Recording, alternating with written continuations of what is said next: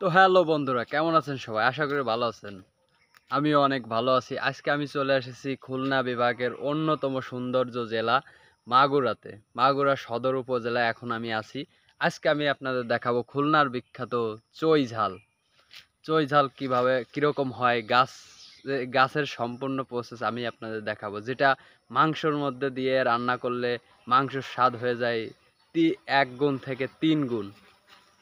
তো এইটা হচ্ছে সেই চই ঝালের গাছ। এই যে দেখতে পাচ্ছেন, এটা এখনো খাওয়ার উপযুক্ত হয় নাই। এটার বয়স মনে হয় ১ থেকে ১.৫ বছর। এটা একটা চই ঝাল পরিপূর্ণ হইতে সময় লাগে ২ থেকে ৩ বছর কিংবা ২.৫ বছর এরকম সময় লাগে। এটা এখনো পূর্ণাঙ্গ বয়স হয় নাই। এটা হইতে আরো ২-১ বছর সময় লাগবে। এটা আরো মোটা হবে। যত মোটা হবে তত স্বাদ বেশি আসে। এটা আরেকটু মোটা হইলেই খাওয়ার উপযুক্ত হবে। তো আপনারা সবাই ভালো থাকবেন। চুইঝাল গাছ, এই যে এটা একদম, এর পাতাটা হচ্ছে পানের পাতার মতন। ভালো থাকবেন সবাই।